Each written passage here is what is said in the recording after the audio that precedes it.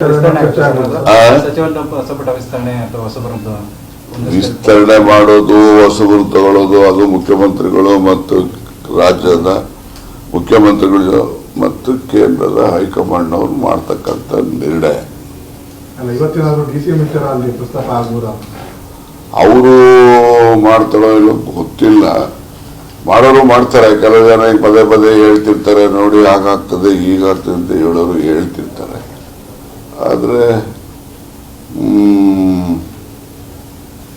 High command ನಲ್ಲಿ ಬಂದ್ರು ಬರ್ಬೋದು, ಬರ್ದೇ ಇರ್ಬೋದು. ಅದು ಯಾಕೆಂದ್ರೆ ನಾನು ಅದ್ರ ಬಗ್ಗೆ ಏನು ನಿಖರವಾಗಿ ಹೇಳಲಿಕ್ಕೆ ಆಗೋದಿಲ್ಲ.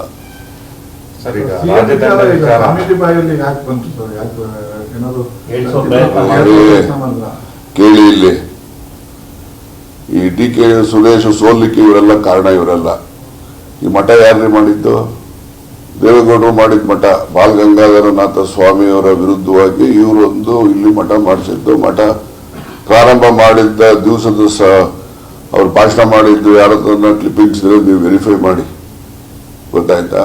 ಇವರು ಮಾಡಿದ್ದು ದೇವೇಗೌಡರ ಕೃಪಾಶೀರ್ವಾದದಿಂದ ಮಠ ಪ್ರಾರಂಭ ಮಾಡಿದ್ದಂಥದ್ದು. ಈಗ ದೇವೇಗೌಡರ ಅಳಿಯರಿಗೆ ಮಾಡಿ ಸುರೇಶ್ ಸೋಲಿಕ್ಕೆ ಇವ್ರುಗಳೇ ಕಾರಣ, ಗೊತ್ತಾಯ್ತಾ?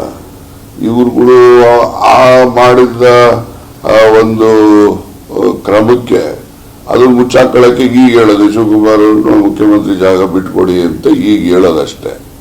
ಮತ್ತೆ ಇವ್ರು ಯಾಕೆ ಸೋಸರು ಸುರೇಶನ್ಗೆ? ಇವರೆಲ್ಲ ಸೇರಿ ದೇವೇಗೌಡರು ತಾನೇ ಮಠ ಮಾಡಿದ್ದದು. ದೇವೇಗೌಡರು ಮಠ ಮಾಡಿ ಕೊಟ್ಟಾದ್ಮೇಲೆ ಉಪಕಾರ ಸ್ಮರಣೆ ಇರ್ಬೇಕಲ್ವಾ?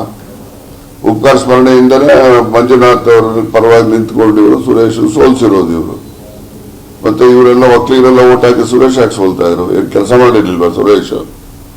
ಕ್ಷೇತ್ರದಲ್ಲಿ ಎಲ್ಲ ಎಂಪಿಗಳಿಗಿನ್ನ ಹೆಚ್ಚು ಸಕ್ರಿಯವಾಗಿ ಕೆಲಸ ಮಾಡಿರೋದು ಡಿ.ಕೆ. ಸುರೇಶನೇ, ಗೊತ್ತಾಯ್ತಾ? ಅಷ್ಟು ಕೆಲಸ ಮಾಡಿದ್ರು ಸೋಲಿದ್ರು ಅಂತಂದ್ರೆ ಏನು ಇವರೆಲ್ಲ ಪಿತೂರಿಗಳು ಮಾಡಿರ್ತಾರೆ ಎಲ್ಲ ಸೇರಿ. ತಂದಿಟ್ಟವ್ರ ತಂದು ಒತ್ಕೊಂಡು ಹೋಗ್ತಾರ, ಯಾರಿಗೆ ಗೊತ್ತಾವ್ರ? ತಂದಿಡೋದೊಂದು, ತಂದಿದ್ರು ಒತ್ಕೊಂಡು ಹೋಗೋದೊಂದು.